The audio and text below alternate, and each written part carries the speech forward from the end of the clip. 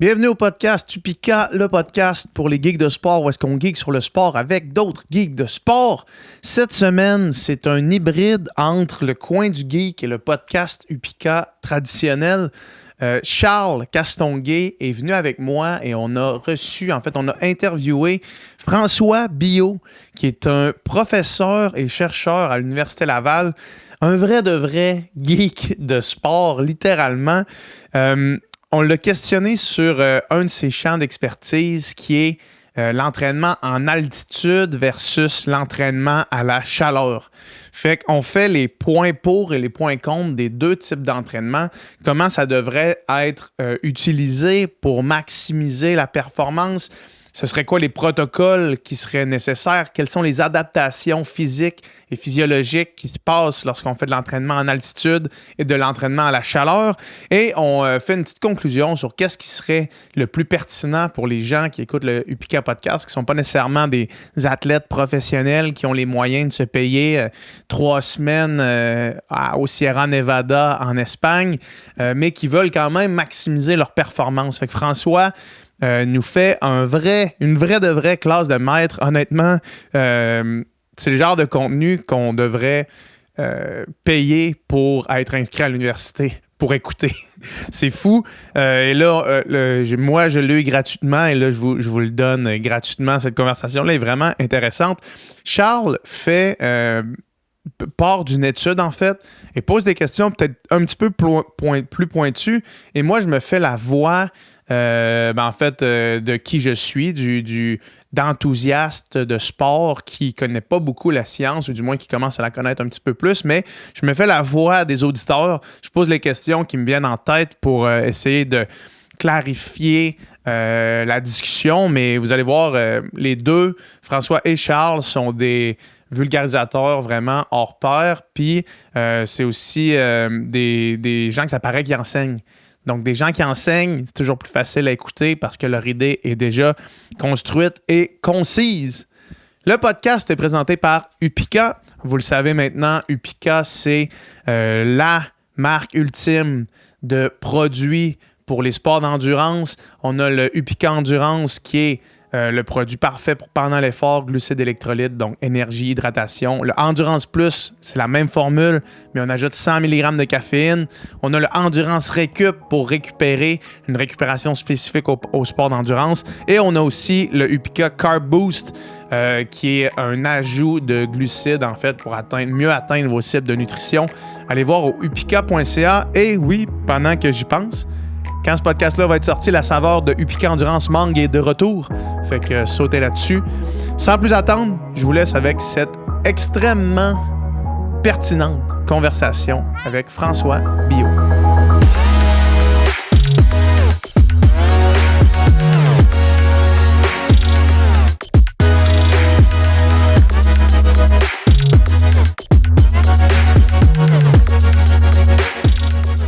Parfait, donc enchanté pour de vrai. PH, moi je suis ami de Charles, mais je suis aussi fondateur de la compagnie Upika, qui est une compagnie de suppléments de sport d'endurance. Donc le coin du geek, qui est notre projet de podcast qu'on fait, c'est juste d'aller deep avec des crinqués de sport. T'sais, le concept du podcast, c'est de geeker avec des geeks de sport. Donc je pense qu'on a un bon geek de sport avec nous aujourd'hui, là. Fait que enchanté, peut-être une petite présentation pour les auditeurs. Là. Ben écoute, je suis bien content d'être ici, ravi de te connaître aussi. Yes. Je connais bien Charles, on travaille ensemble depuis un petit moment, fait que c'est fun de participer à ce genre d'exercice-là. Moi, je m'appelle François Biot, c'est ça, je suis professeur au département de kinésiologie, fait que ma job, c'est vraiment de faire de la recherche et d'enseigner dans le bac en kin puis dans les études graduées, fait que ma spécialité, c'est vraiment la physiologie de l'exercice, puis je m'intéresse vraiment au sport de haut niveau, particulièrement donc à l'athlète. Et au travers de ça, j'ai aussi la chance d'être physiologiste impliqué avec des équipes provinciales et nationales. Donc, ça me permet d'avoir les deux chapeaux un petit peu, donc de chercheur et de physiologiste appliqué, fait ce qui est vraiment intéressant pour marier les données. Ouais, parfait, super, excellent. Puis là, aujourd'hui, en fait, moi, je vais servir de néophyte. Je vais être la voix des auditeurs parce que là, je vais passer le micro parce que j'ai juste 2 entrées de micro, mais je vais passer le micro à Charles, puis on va avoir une discussion probablement deep et geek assez rapidement, puis moi, je vais vous interrompre quand j'ai des questions de trucs que je comprends pas parce que ça va arriver, puis il va en avoir plein. Ben, merci PH. Puis, il a été très, très humble sur son parcours, mais François a travaillé en Australie, à l'université de Victoria en Australie, en physiologie. Il y a un post-doctorat. Ouais, j'ai fait aussi un post-doctorat en Australie. Après ça, j'ai eu une première job, on va dire, à l'université en Alberta, au Canada. Puis Exact. après ça, je suis reparti en Australie pour travailler là-bas. C'était vraiment la grosse machine australienne de sport. Donc, c'est vraiment très, très... ils ont beaucoup de sous là-bas, beaucoup de subventions pour la recherche, fait que c'est fun pour ça. Et puis après ça, côté familial, a fait qu'on est revenu du côté du Canada. Puis j'ai eu la chance de travailler à l'Institut national du sport du Québec, à Montréal également, là, avant de venir à l'Université Laval. Donc, un parcours assez diversifié en termes de recherche et d'application sportive. Est-ce que tu as travaillé un peu avec les nageurs en Australie? Non, j'ai pas eu la chance de travailler directement avec eux. C'est mon sport de prédilection. Fait que c'est bon, c'est bon. Curieux. Non, surtout le cyclisme sur piste, le BMX aussi également. Là, puis tous les sports collectifs là-bas, l'AFL, le footy qu'ils appellent, là, c'est assez populaire. Cool. Il a fait beaucoup de recherches en altitude, en BFR, dans Blood Flow Restriction, et en préconditionnement ischémique aussi récemment. Là. Tu peux nous parler rapidement Oui, c'est ça. En fait, dans mes programmes de recherche, je m'intéresse à tout ce qui est performance physique, donc amélioration de la capacité physique. Ça se fait au travers de l'entraînement, des méthodes d'entraînement classiques, telles que l'entraînement par intervalle, etc. Mais on peut rehausser les adaptations à l'entraînement via les environnements, notamment chaleur et altitude. Donc, le fait de s'intéresser à l'altitude, c'est vraiment logique pour moi. Puis c'est aussi ce qui m'intéresse dans mes activités personnelles. Et donc, on a fait beaucoup de travail avec de l'altitude terrestre, donc tout simplement suivre des équipes qui font des camps d'altitude. On a fait des projets de recherche ici en chambre hypoxique aussi. Et ça, c'est des méthodes qui sont dites systémiques, c'est-à-dire qu'on respire un air qui est appauvri en oxygène. On peut également faire ou induire une ischémie, une hypoxie, on va dire, au niveau tissulaire périphérique avec des méthodes de compression. Et là, on tombe dans ce qui est ischémie, préconditionnement ischémique, blood flow restriction en anglais. Donc, c'est tout ce qui est les méthodes de compression sanguine. L'altitude, les adaptations en altitude, c'est quelque chose qu'on a déjà entendu, mais on parlait aussi des adaptations à la chaleur. Ça, c'est quelque chose que moi, je suis plus nouveau, puis c'est de ça qu'on va parler aujourd'hui, je pense. Fait que, entrons là-dedans, en fait, juste, je pensais pas que la chaleur pouvait être utilisée comme outil d'entraînement pour créer des adaptations. Fait que, parlons-en directement. Oui, le but du coin du geek aussi, c'est d'inviter des spécialistes dans le domaine et de justement cette version-ci, parce que des fois on parle entre toi puis moi, puis aujourd'hui on invite un spécialiste dans le domaine pour parler justement de chaleur et altitude, le combo ou qu'est-ce qui serait le mieux à faire, et on va tirer justement l'étude de Nibo, Ronstad et Lundby. Tu connais plus que moi ces chercheurs-là. Souvent je dis des noms de chercheurs, ils disent « Ah oui, je connais lui. » Je sais pas si je les ai prononcés bien, mais en tout cas c'est une revue qui fait un petit peu la sommation de tout ce qui se fait en altitude, en chaleur, les adaptations qu'on peut avoir. Et eux, leur but, c'est vraiment de donner une base de données un peu ou des paramètres d'entraînement pour, par exemple, eux, ils nomment spécifiquement les cyclistes qui pourraient participer à des courses à étapes sur le Tour de France. Donc, ils veulent vraiment amener des points précis pour améliorer leur performance ou ne pas dégrader trop leur performance en tant que telle. Donc, ils font une revue justement de la chaleur, de l'altitude, les bénéfices qu'on va aller trouver avec ça. Ils les comparent ensemble et le nom de l'article en particulier, c'est High or Hot. Donc, ça nous donne un bon point de départ. Et ma première question pour toi, Monsieur Bio, chaud ou eau? C'est quoi ta préférence? Chaud, eau ou chaud? Ouais, exactement. Exact. Je te dirais que j'aurais tendance en tant que scientifique à pas trancher tout de suite, à dire ça dépend en fait. Je pense que ça dépend vraiment de l'environnement dans lequel tu vas devoir faire ta compétition ou l'environnement d'intérêt pour toi. C'est-à-dire que c'est vraiment mon avis, mais tu sais, on voit que c'est ce qui transparaît à la fin de la conclusion de l'article. Hein, c'est que finalement, si jamais si tu dois faire une course en altitude, je pense que tu es mieux de t'entraîner dans cet environnement-là spécifique, parce qu'on va voir qu'il y a des adaptations qui peuvent être plus larges, qui sont dites ce qu'on appelle des cross-adaptations, donc qui sont intéressantes et positives pour plusieurs environnements. Et il y en a qui sont vraiment spécifiques à l'environnement puis qui touchent des organes différents. Donc, si tu dois t'adapter à l'altitude, je te conseillerais de faire un entraînement en altitude.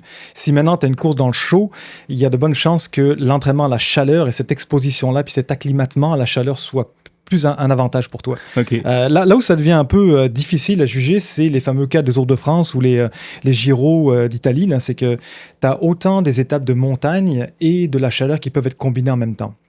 Et là, ça devient un petit peu le casse-tête pour l'athlète, l'entraîneur et le scientifique de se dire, OK, est-ce que j'y vais avec l'un pour avoir des bénéfices sur l'autre environnement, ou bien est-ce qu'on peut combiner les environnements puis faire d'une pierre deux coups, si je peux dire. Mais c'est pas si simple que ça en physiologie. Hein. Et mettons, pour les gens qui nous écoutent, qui, eux, peut-être que leur événement est à hauteur de mer dans un climat tempéré, quelle de ces techniques d'entraînement-là serait le mieux pour une course qui est à des paramètres standards, mettons? Là? Ouais, excellente question. En fait, c'est non seulement une question qui est importante pour les gens comme un peu plus moins haut niveau en termes de performance, là, mais c'est aussi une question qui se pose pour les athlètes de très haut niveau. Là. Il y a beaucoup d'athlètes de haut niveau élite qui courent à des altitudes normales, on va dire, presque proches du niveau de la mer, et dans des conditions neutres. Là. Spécifions quand même que tous les autres paramètres sont optimisés. Tous les autres paramètres sont optimisés. Puis là, c'est ça exactement. Je te coupe là, parce que je savais que tu allais me dire quelque chose comme ça. Mais si tout est optimisé, lequel toi tu préférais si t'avais choisi? Je te dirais que si tout est optimisé, puis on pourra reparler de ça justement, l'intensification de l'entraînement, c'est vraiment un paramètre important là, pour beaucoup de gens, les coureurs du dimanche, comme on dit. Là. J'aurais tendance à y aller avec la chaleur. Tout simplement parce que le côté pratique est plus simple. C'est plus facile à mettre en place, ça coûte moins cher et il semble que les adaptations sont plus rapides à avoir. Donc pour ces côtés pratiques-là, c'est ce que je préférais. L'altitude, c'est complexe à mettre en place. C'est vraiment intéressant parce que c'est la première fois que j'entends ça. On avait parlé déjà dans le coin du geek un peu de la chaleur. C'était avec David Yecker, en fait, au début. On avait parlé de la chaleur, comment se préparer à une course dans le chaud. Il y avait comme des protocoles de chaleur, mais de parler de l'entraînement à la chaleur comme étant une façon d'aller chercher des adaptations supplémentaires, c'est vraiment intéressant. Plongeons là-dedans, en fait, je pense. Yes, faisons un peu le comparatif des deux. Donc, chaleur, altitude. Premièrement, il y a une petite différence, là, ce qu'on va dire dans les protocoles. Là, il y a l'acclimatisation puis il y a l'acclimatation. Est-ce que tu sais un peu la différence entre les deux? Est-ce que tu voudrais nous en parler légèrement? Oui, en fait, je te dirais qu'il y aura un troisième terme qui serait l'adaptation. L'adaptation, c'est vraiment une personne ou un animal qui est adapté complètement à son environnement, c'est-à-dire que même si tu le sors de son environnement, il va continuer à avoir ces traits caractéristiques de l'adaptation. Genre l'exemple que j'ai lu il n'y a pas longtemps, là, tu prends un lama des Andes là, qui a un hématocrite plus élevé parce qu'il vit là-haut depuis des générations, tu le mets en bas au niveau de la mer, il va garder son hématocrite pendant très longtemps. C'est un phénotype qui est exprimé au niveau des gènes. Par contre, si tu mets une personne qui est au niveau de la mer, tu la fais monter pendant quelques semaines en altitude, elle va développer une hématocrite plus élevée. Ça, c'est une acclimatation à l'environnement qui va pas perdurer longtemps. Dès qu'elle va revenir à son niveau original, elle va perdre cette acclimatation-là, enfin cette adaptation-là, si je puis dire. Donc, il faut vraiment faire la différence entre les deux. Après, acclimatisation, acclimatation, pour moi, c'est un petit peu la même chose. On joue sur les mots. C'est vraiment le fait de soit s'adapter à une température ou un environnement qui est naturel. Exact. Ou bien d'y aller dans un environnement qui est dit pratique, c'est-à-dire qu'au lieu d'aller de te mettre vraiment dans un environnement chaud, tu vas te mettre dans une chambre thermique. Là, c'est plutôt une acclimatisation ou un acclimatement. Donc, on peut jouer comme ça sur les mots, mais à la fin, ça revient un petit peu à la même chose. Il n'y a pas un des deux qui est mieux. En fait, moi, de mon expérience, c'est sûr que l'environnement naturel est toujours le mieux, mais c'est peut-être différent. Ouais, je te dirais que l'environnement naturel est généralement mieux, surtout pour l'altitude, mais on va voir que pour la chaleur, on arrive maintenant, dans les dernières années, il y a eu des belles études qui ont été faites avec des combinaisons thermiques qui obtiennent aussi des très beaux résultats, là, qui sont vraiment proches de ce qu'on peut obtenir avec une acclimatation normale, naturelle. Okay. Donc, on peut jouer sur les deux. Intéressant tableaux, parce que j'avais lu dans des papiers quelconques que la radiation solaire était quand même importante. Donc, est-ce que la combinaison thermique va reproduire un petit peu ça quand même ou pas vraiment? Non, c'est ça. En fait, la radiation solaire, elle est vraiment uniquement induite par le soleil. Oui, c'est qu'avec ta combinaison thermique, tu vas seulement avoir l'augmentation naturelle de la température interne, ce qui est quand même un des mécanismes les plus importants. Mais il te manque quelques autres mécanismes, et notamment la radiation, effectivement, puis la convection que tu n'as pas non plus avec... Est-ce que la radiation amène un aspect spécifique de l'adaptation quelconque que je connais? Non, je te dirais pas vraiment. En tout cas, l'état des connaissances, c'est pas vraiment. évidemment, à part le fameux coup de soleil, qui n'est pas une bonne adaptation. Mais sinon, je te dirais que ce serait davantage... ça contribue à l'augmentation de la température interne. C'est vraiment ça. Ouais. Très intéressant. Donc, dans l'étude, ce que je trouvais très intéressant, c'est que pour les deux conditions, chaleur et altitude, ils catégorisent les adaptations en deux catégories, justement. On dirait hématologiques, donc tout ce qui est relatif au sang, et les non hématologiques. Donc, pour la chaleur, par exemple, ça pourrait être la sudation. Et le premier, on va parler d'altitude en premier. Faisons le tour de l'altitude. On en a déjà entendu parler, mais je pense qu'on n'en parle jamais assez parce que c'est des concepts qu'on entend, qu'on gobe, mais qui se perdent facilement après. Là. Donc, reparlons-en un petit peu. La concentration d'hémoglobine ou l'augmentation de la concentration de l'hémoglobine serait un des bénéfices, justement, de l'altitude. L'hémoglobine, tu pourrais-tu nous définir ça rapidement dans tes termes? Là? À quoi ça sert, finalement, dans la performance ou dans l'activité physique? L'hémoglobine, c'est simplement une protéine qu'on trouve dans le sang et qui va permettre le transport de l'oxygène et donc d'arrimer l'oxygène puis de le transporter de l'air environnant jusqu'aux cellules musculaires, donc aux fibres musculaires. Et c'est là, dans les fibres musculaires, qui va être consommé. Donc, plus vous consommez d'oxygène, plus votre fameuse capacité cardio-respiratoire métabolique, c'est-à-dire la VO2 max, va augmenter. Et ça, c'est un des facteurs principaux dans les sports d'endurance, là, ou dans même d'autres sports, tels que certains sports collectifs. Là.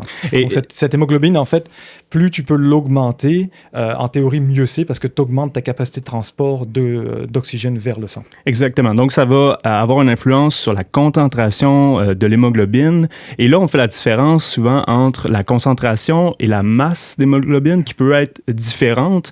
En quoi c'est différent? Dans le sens que dans le sang, il y a l'hémoglobine, mais la masse, la concentration... En fait, je te dirais que si on prend ça en termes simples, c'est la même chose. Là. C'est le nombre de globules rouges qu'il y a dans ton sang. C'est juste que tu l'exprimes en termes de concentration, c'est-à-dire c'est en grammes par litre ou en décigrammes par litre, dépendamment de ton unité. Ça, c'est de l'hémoglobine, donc c'est vraiment une concentration, versus la masse de globules rouges, ce qu'on appelle en anglais la HB mass, qui là est vraiment du poids de globules rouges. Donc c'est une technique différente de le mesurer, mais à la fin, ça revient à quasiment la même chose. C'est ça. Puis dans le fond, lequel on voudrait influencer, en fait, c'est la concentration qui est le plus important? Ou... Je te dirais que la masse est importante parce que la concentration va varier dépendamment de ton volume plasmatique. Exactement, c'est là qu'on va avoir des études qui vont te montrer, les anciennes études, il y a quelques années, ne mesuraient pas la masse d'hémoglobine, la masse d'hématocrite, et en fait avaient tendance à avoir juste une concentration qui était influencée par le retour au niveau de la mer, donc tous les changements plasmatiques. Et donc, des fois, on avait des fausses idées de ce qui se passait dans certains protocoles ou certaines expositions à l'environnement, alors qu'en ayant vraiment accès à le poids, on va dire, la masse de globules rouges, on ne se trompe pas, on sait combien de globules rouges ont été formés dans la moelle épinière. Donc, la différence entre les deux, c'est que, par exemple, on est en altitude, mettons ton plasma sanguin, bref, c'est un peu le volume sanguin qu'on va avoir dans les veines, puis probablement que, il fait un peu chaud cette journée-là en altitude, tu perds beaucoup de sueur, ton volume sanguin diminue un peu parce que le sang, c'est de l'eau à 99%. Eh bien là, c'est sûr que ta concentration augmente sans que nécessairement la masse totale aille augmenter. Donc, le bénéfice est relativement pas là. Tandis que si tu as augmenté ta masse, là, tu as un réel bénéfice finalement. Exact. Tu l'as vraiment bien dit, c'est ça. Oui, parfait. Ouais, puis combien de temps est-ce que ces changements-là commencent à se faire ressentir après l'arrivée à l'altitude? Puis peut-être aussi de définir qu'est-ce que l'altitude? Tu sais, si on monte en haut du Mont-Saint-Anne, on est-tu rendu? Ou bien puis est-ce qu'il faut monter en haut de l'Everest pour que ça se rende? C'est quoi, mettons, à partir de quelle hauteur, puis à partir de combien de temps à cette hauteur-là, est-ce que on se rend là? C'était ta prochaine question? C'est parfait, super. Hey, on est sur la même longueur d'onde. Là. En fait, c'est des super questions parce que ce sont des questions qui ont été longtemps étudiées pendant plusieurs années et qui vont dicter les protocoles qu'on utilise avec les athlètes ou avec les personnes, on va dire, du dimanche, les athlètes du dimanche ou amateurs. En fait, la vitesse à laquelle ça va, c'est quand même assez rapide au niveau de l'altitude. Là, dans les premières minutes à heure d'exposition à l'altitude, et là, on va parler de c'est quoi l'altitude, là, on a une augmentation de l'EPO, la fameuse hormone érythropoïétique. Alors celle-ci, elle a une mauvaise presse ou mauvaise réputation à cause de plein de problèmes de dopage dans le sport, mais il faut savoir qu'elle est naturellement produite dans le corps par les reins. Donc les reins ont cette fonction de produire cette EPO-là, et après quelques heures d'exposition à l'altitude, donc quand on parle d'altitude, c'est on va dire au moins 2000, 2400, disons 2000, 2500 mètres d'altitude, vous commencez à avoir une sécrétion d'EPO plasmatique, donc par les reins. Et ce qu'il faut savoir par contre là, là, c'est là qu'il y a un petit problème où il faut vraiment faire attention, c'est que votre EPO ne va pas automatiquement se transformer en hématocrite. Donc, ça ne va pas donner de l'hématocrite tout de suite. Ça ne va pas augmenter votre hématocrite. Ça prend plusieurs jours, voire plusieurs semaines. Donc, ce qu'il faut, c'est que votre EPO, quand elle va monter dans votre sang, elle va augmenter, puis là, elle va aller se transférer dans la moelle osseuse, et c'est dans la moelle osseuse qu'il va y avoir production de nouvelles hématies, donc les nouvelles cellules rouges. Et ça peut prendre quand même... on parle chez les athlètes de déjà haut niveau, déjà entraînés, parce que ce processus existe naturellement à l'entraînement. On parle de quand même au moins 2, 3, 4 semaines. Donc, les protocoles d'entraînement en altitude sont de minimum 3-4 semaines pour vraiment être sûr d'avoir une bonne augmentation de la masse d'hématocrite. Donc, pour revenir encore une fois aux gens qui nous écoutent, qui planifient un camp d'entraînement avec leurs 2 semaines de vacances de leur job, qui planifient d'aller en camp d'entraînement, s'ils ont 2 semaines de temps, allez pas nécessairement en altitude. Ben, c'est là que, encore une fois, ça dépend. Pour les athlètes de très haut niveau en endurance, qui sont déjà extrêmement entraînés puis extrêmement acclimatés à ces conditions de charge d'entraînement puis ces conditions d'altitude, ça peut prendre 3 à 4 semaines. Maintenant, si vous êtes un athlète amateur, on a déjà vu des adaptations, des acclimatations qui sont de l'ordre de 2 semaines. Donc, je te dirais que si... ouais, même 10 jours. C'est à peu près aux alentours de 2 semaines. Donc, si tu as 2 semaines de vacances et que tu le passes dans un endroit qui est élevé, c'est-à-dire au moins 2000 mètres d'altitude et que tu passes ta journée entière là, puis ta vie là, donc tu vas vivre là, il y a de bonnes chances que tu aies une augmentation au bout de 2 semaines de ta masse d'érythropoïétine. Cool. Ouais, ta masse d'hématocrite, excuse. Ouais. Bon, ben, fait qu'on book nos vacances au Sierra Nevada, puis on s'en va s'entraîner en altitude. C'est ça. Il y a la Sierra Nevada, il y a aussi le Colorado, plus proche de chez nous, là, aux États-Unis. Il y a des beaux endroits. Il y a la Californie aussi. Charles pourrait t'en parler. On fait beaucoup de camps là-bas avec les skieurs de fond puis les athlètes en course à pied. Il y a beaucoup d'endroits qui sont propices à ce genre d'adaptation-là. Ouais. Et dans le même ordre d'idée, puis peut-être que tu voulais continuer là-dessus, mais dans le même ordre d'idée, quand tu redescends, combien de temps est-ce que les bénéfices s'en vont? Puis est-ce qu'il y a des bénéfices qui restent à l'infini? Ouais, ça aussi, c'est une question importante pour l'athlète, effectivement, parce que de là va découler le timing qu'on utilise pour placer les camps d'altitude dans la saison ou proche des compétitions pour justement en bénéficier de ces adaptations pendant les compétitions. Généralement, c'est là qu'on discutait de la fameuse adaptation versus acclimatation. Tu vas perdre tes adaptations relativement rapidement. Donc, je te dirais, autant tu as mis peut-être 2 semaines à 3 semaines pour le gagner, autant dans le même ordre de temps, à peu près 3 semaines, ta masse de globules rouges va commencer à redescendre au niveau que tu avais à l'initial. Donc, ça pose un peu le problème de se dire quand est-ce qu'on va mettre notre camp quand est-ce qu'on va le timer dans la planification annuelle? Est-ce qu'on le met proche d'une compétition en dedans de 15 jours pour réussir à avoir cette masse d'hématocrite plus élevée pour la compétition?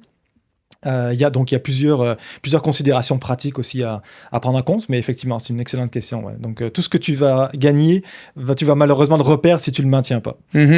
Puis, Charles, je vais te poser la question à toi, parce que tu es allé en altitude dernièrement avec tes athlètes. Est-ce que je me trompe?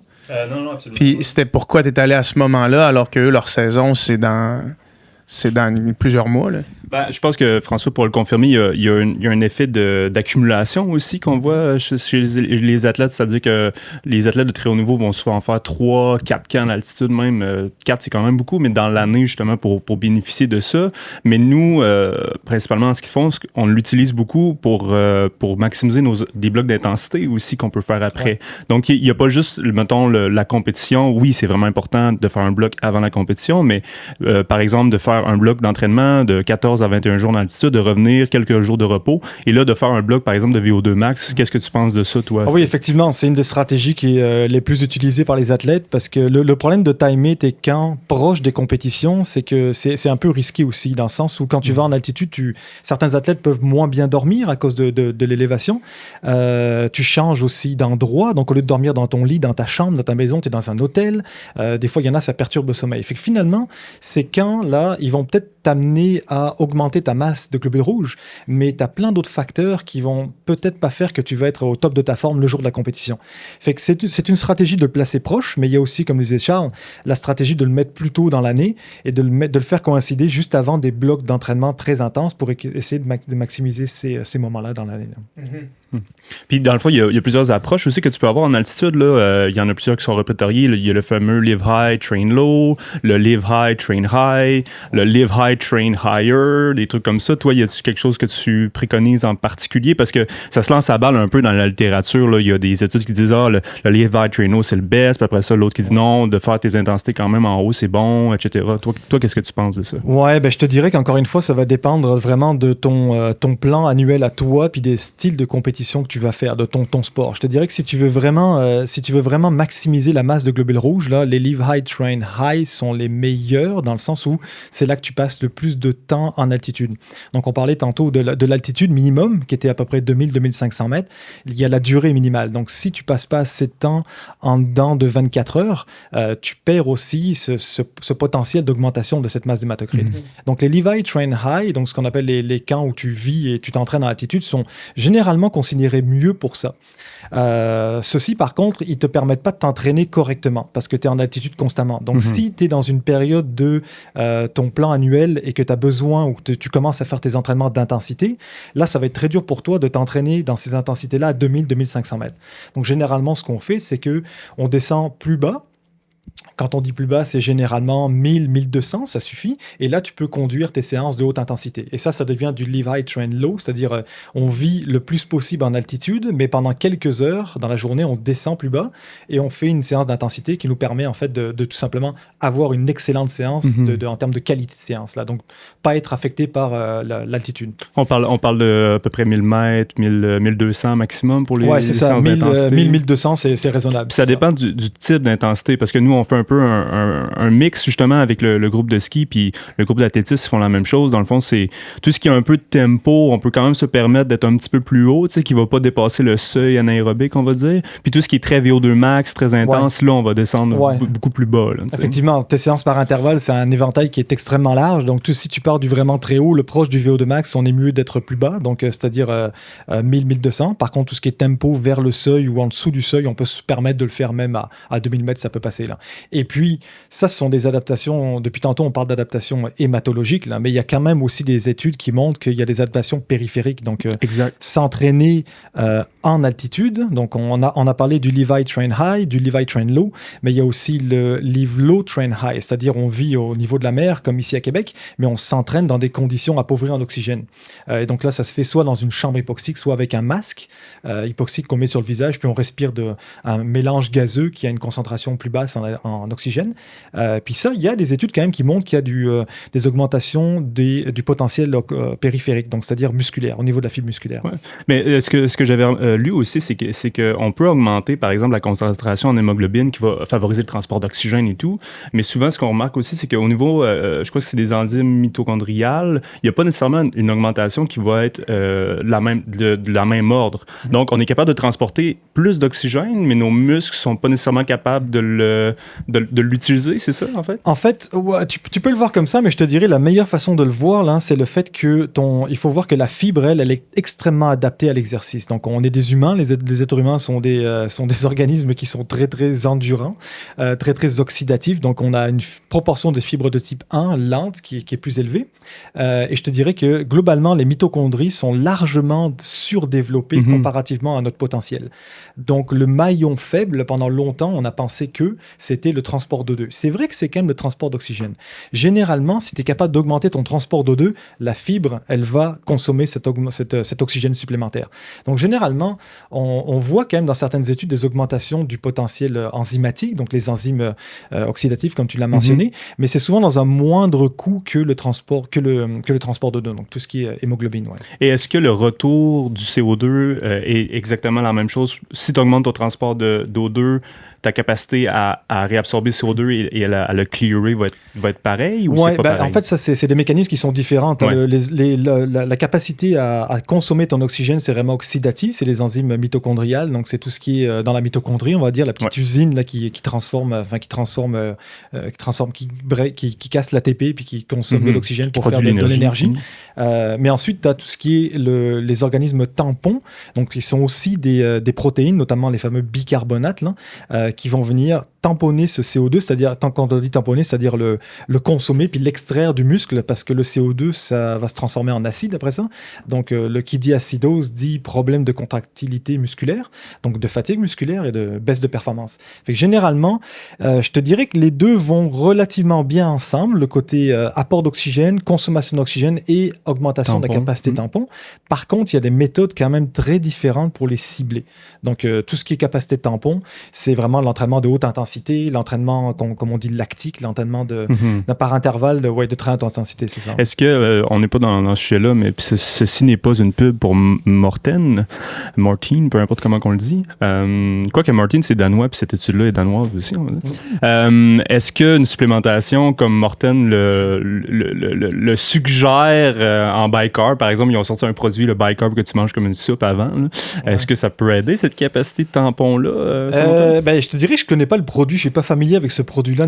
C'est comme c'est vraiment comme du bicarbonate un peu. Il faudrait je suis pas nutritionniste non plus, mais que tu manges là, avec en théorie, des glucides. Et puis il y a déjà de la consommation de bicarbonate qui existe depuis très longtemps. Là, donc, c'est ça. Même dans l'eau gazéfieuse. Effectivement, on est capable d'augmenter le pouvoir tampon de la fibre musculaire. Donc il y a des belles études qui ont montré que dans les sports à composante lactique, où il y avait beaucoup de production de lactate, donc les sports dits de composante anaérobie lactique, comme le 400 mètres ou le 800 mètres en course à pied, là, oui, il y a des effets qui sont positifs de la consommation de bicarbonate, effectivement. Tous les tampons, en fait, qu'ils soient sanguins ou musculaires, il y a la carnosine aussi qui rentre là-dedans, qui sont très efficaces, effectivement. Ouais. Quand je nageais autour de 2010-2011, il y avait une nouvelle mode qui était de prendre 40 petites capsules de bicarbonate de soude avant son épreuve. Moi, je l'ai faite une fois, puis j'ai passé 30 minutes sur la toilette avec des gargouillements intenses d'estomac, puis ça a été la première et la dernière fois que j'ai fait ça. Effectivement, c'est le side effect, comme on dit. L'effet secondaire, le pire, c'est les problèmes gastro-intestinaux qui sont vraiment très marqués. Je te dirais quasiment la 75% des gens. C'est une très grosse majorité qui ont ces problèmes. On me disait pour retarder un petit peu l'arrivée de l'acide lactique dans les muscles, puis de 3 à 4 secondes, comme on disait, là, sur un effort de 2 minutes, ça paraît quand même, mais pas tant que ça. Fait que passer 30 minutes avant ta course à la toilette versus 4 secondes à moins sentir d'acide lactique, c'était moins... 2-3 secondes vaut peut-être pas la chiasse que ça... Non, exact. Ça vaut pas la chiasse. Je veux qu'on revienne aux adaptations périphériques de l'entraînement en altitude, parce que, puis là, qu'on me corrige si je me trompe, ces adaptations-là peut-être peuvent perdurer dans le temps plus que les adaptations au niveau du sang.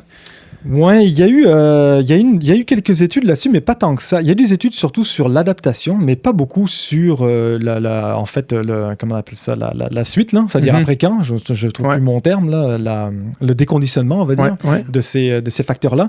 Je dirais, je veux pas te dire de bêtises, je me prononcerai pas, mais c'est pas très long quand même. Je dirais, ça va peut-être tenir un peu plus longtemps que 2 semaines. Okay. Les enzymes, c'est plus long quand même. Il y a des études de déconditionnement complet et même d'alitement qui ont montré que quand tu es vraiment alité complètement, tu as quand même une grosse perte de capacité enzymatique en dedans de 15 jours. Mm-hmm. Là, on ne parle pas d'alitement complet, on parle de moins s'entraîner ou de perdre le stress hypoxique, on va dire, si tu reviens au niveau de la mer. Fait que je te dirais que et si tu le maintiens en plus par de l'entraînement adapté et on va dire intensifié, je pense que tu peux quand même le tenir plus longtemps que ta masse de globules rouges. Ouais. Mm-hmm. Peut-être quelque chose comme de l'ordre de 4 à 5 semaines facilement. Là. Ouais. Il y a aussi d'autres protéines. On a parlé du Live High, Train Low, le Live High, Train High. Il y a aussi le Live High, Train Higher. Est-ce qu'il y a vraiment des bénéfices à faire ça? Comme nous, par exemple, on va aller chercher des fois des 3000, 3500 mètres d'altitude. On ne fait jamais d'intensité, évidemment, à ce niveau-là. Puis on le fait principalement avec les athlètes qui sont plus expérimentés. Est-ce qu'il y a des réels... Parce que dans la littérature, je ne vois pas nécessairement de réels bénéfices par rapport à ça, mais qu'est-ce que tu en penses, toi? Ouais, ben ça, c'est une super question. Écoute, c'est un petit peu le problème qu'on a dans la littérature sport science, là, vraiment sciences du sport, physiologie du sport, c'est que les études se sont vraiment cantonnées à 2000-2500 mètres. Fait qu'on sait que c'est une attitude qui marche, Et pourquoi on n'a jamais vraiment testé plus haut que ça. Les seuls, je te dirais, les grandes catégories d'athlètes, parce que ce sont des athlètes à mes yeux là, qui sont allés plus haut, c'est tous les alpinistes, là, puis les gens qui font les montagnes, là. Donc tout ce qui est Kilimanjaro, l'Everest, etc. Ces gens-là vont bien plus haut que 2000-2500. Et on a des mesures d'hématocrit qui sont extrêmement élevées chez ces gens-là. Et en plus, non seulement ils vont très haut, mais ils y restent très longtemps. Parce que quand tu fais l'Everest, là, tu n'y vas pas pour 15 jours. Non, tu passes déjà 15 jours au camp de base, voire 3 semaines. Et puis après ça, tu montes un peu plus haut, tu redescends, donc tu t'acclimates le plus possible. Et là, c'est une question de vie ou de mort, là, quasiment. Okay, donc, c'est pas juste une question de gagner une médaille. Fait que les protocoles sont vraiment plus longs et ils peuvent monter beaucoup plus haut en termes d'altitude. Donc, c'est des protocoles qui sont vraiment extrêmement efficaces pour tout ce qui est globules rouges, ça, c'est sûr. L'athlète n'a jamais été, ou en tout cas, on n'a jamais vraiment fait d'études. Donc, quand je dis on, c'est pas notre labo, mais c'est vraiment le corps scientifique, là. Ça s'est toujours limité dans le 2500, à la rigueur 3000 mètres avec les tentes. Pourquoi? Parce qu'après ça, on a les problèmes de sommeil qui rentrent en ligne de compte. Puis l'athlète, lui, il a besoin de s'entraîner extrêmement bien et fort tout le temps, toute la semaine et tout le mois, etc. Donc, je pense que ce qui bloque un petit peu les scientifiques ou même les entraîneurs à amener leurs athlètes plus haut, c'est probablement les autres problèmes qui sont associés à ça. Ouais. C'est sûr que si ton HB mass monte puis que tu as dormi 4 heures par nuit... exact, c'est vraiment ce qu'on disait tantôt, là, c'est que si ton camp est trop proche de ta compétition puis tu as des problèmes de sommeil, ben, tu viens d'anéantir toute ta programmation, ta programmation d'entraînement. Donc, finalement, il faut trouver vraiment la meilleure solution pour l'athlète avec lequel tu t'entraînes. Mais je pense que, à mon avis, ça, c'est un des premiers articles d'opinion qui le suggère, que les athlètes aillent plus haut. Et ça se fait déjà. Il y a déjà plusieurs pays qui amènent leurs athlètes, comme tu dis, en camp, mais après ça, qui les font monter plus haut une journée ou deux, juste pour augmenter encore, avoir ce boost, justement, de PO. Et on pense que ce boost d'érythropoïétine va aider encore plus à fabriquer tes globules rouges par la suite. Donc, moi, j'aurais tendance à dire, et puis je l'ai déjà proposé à quelques entraîneurs ici, d'aller plus haut, de ne pas hésiter à aller plus haut, surtout en début de saison ou en milieu de saison, quand il n'y a pas de risque de mais à des intensités médaille. basses. Là, et évidemment, dans ce cas-là, adapter l'entraînement, pas de problème. Parce qu'il faut vraiment, quand j'arrive à 2000 mètres, moi j'en ai fait beaucoup, mais quelqu'un qui commence, tu peux pas avoir les mêmes vitesses. Mettons, tu es en course à pied, ta zone 1 c'est 5 du kilo, ben ta zone 1 à 2000 mètres c'est pas 5 du kilo, c'est probablement 5,15, 5,20. Donc il faut vraiment que tu ralentisses puis tu suives tes sensations plus que une vitesse qui est donnée. Il faut vraiment faire attention à sa montre. Il ne faut pas se fier à sa montre, surtout quand on commence. Là, il faut vraiment se fier aux sensations. Puis ça ne trompe pas. Le corps, il va vite vous ramener à l'ordre et vous dire que non, ce ne sera pas 5 du kilo aujourd'hui. Là. Donc, il ne faut vraiment pas hésiter dans les camps à laisser au moins, pour les premières fois, là, les novices, quasiment la première semaine à s'entraîner vraiment très très mollo, très très basse intensité, laisser le corps s'adapter le plus possible, cette fameuse réponse ventilatoire qui est vraiment importante. Et après ça, on commence à placer des intensités un peu plus dans la semaine. Parce que juste de vivre en altitude, tu vas avoir les bénéfices, bénéfices clairs. Là. Exact, c'est ça. Et en fait, c'est ce qui se passe avec les alpinistes. Ces gens-là font pas de l'entraînement de haute intensité, là où ils le font parce qu'ils sont très très hauts. Donc finalement, quand tu marches dans une pente montagneuse qui est à 5, 6, 7, 8%, voire plus que ça, et que tu es à 5-6 000 mètres, ça devient de la haute intensité au niveau cardio-métabolique, mais ils le font pas on purpose, là, ils le font pas volontairement, on va dire, ils le font parce qu'ils n'ont pas le choix pas volontairement, c'est le mauvais mot, ils le font pas... Intentionnellement, c'est pas planifié, mais ils le font parce qu'il faut qu'ils montent au camp supplémentaire. Mais c'est ça, c'est là qu'ils ont vraiment des stress importants, puis une augmentation claire de la masse sanguine. Il y a un facteur qui peut, vu que j'ai coaché un peu en ski, puis avec Louis, avec d'autres entraîneurs aussi, il y a quand même une notion de certaines pertes de puissance aussi que tu pourras avoir quand tu fais des longs camps d'altitude, parce que, trompe-moi, corrige-moi si je me trompe, mais est-ce que là, il y a certains protocoles qui vont exister, mais est-ce que faire par exemple, des entraînements de très haute puissance comme des entraînements VO2 max à 2000 mètres, est-ce que ça a un effet négatif au niveau, par exemple, de tes globules rouges? Je sais pas, le stress oxydatif est trop grand. Est-ce que ça peut même nuire à ton adaptation? Donc, il y a cette espèce de OK, on va en altitude, on va faire 3 semaines mais tu sais, à quel détriment des intensités? Est-ce que ça s'équivaut un peu, ça?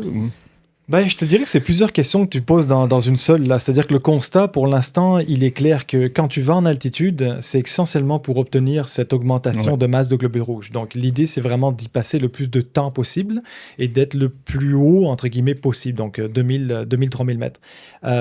Si tu commences à combiner tes entraînements de haute intensité, là, oui, tu peux avoir le problème d'avoir une sécrétion plus importante, enfin, une augmentation de ton stress oxydatif. Puis, on a un projet de doctorat justement là-dessus.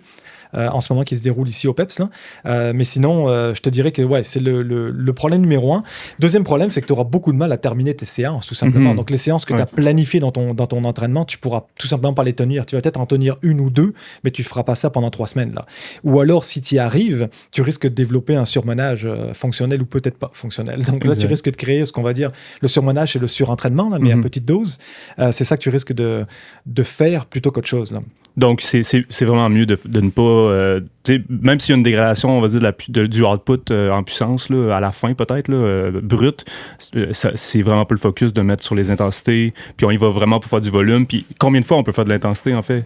Mettons, si je suis là 3 semaines, j'en fais quoi, 3? Ben, je te dirais, dans la semaine, tu peux en faire... tu peux commencer avec 1 par semaine, puis ensuite monter à 2 par semaine. Donc, si tu les programmes en bas, si tu fais ton live high, train low, tu peux te permettre de faire 2 fois dans la semaine à 1200 mètres sans problème. Je te pose la question, je la connais déjà parce qu'on travaille là-dessus ensemble.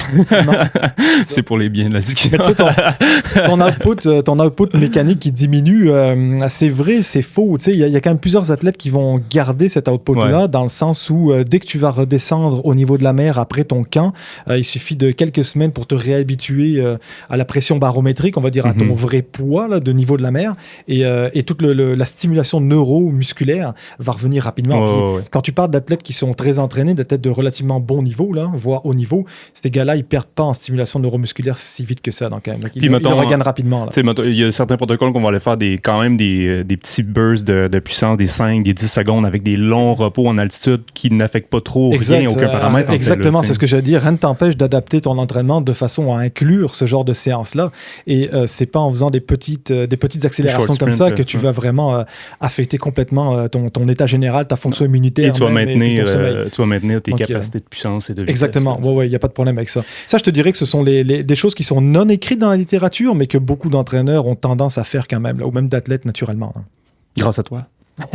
Est-ce qu'il y a d'autres bénéfices non hématologiques? On parlait justement de la capacité tampon là, du muscle. Est-ce qu'il y en a d'autres qui seraient vraiment importants à mentionner ou c'est pas mal le principal? Là? Je te dirais que ça c'en est un qui est important au niveau performance, mais sinon au niveau adaptation à la vie en altitude et tout ce qui est acclimatation à une compétition qui pourrait se passer en altitude, c'est tout ce qui est ce qu'on appelle la commande respiratoire, donc la respiratory drive en anglais, là.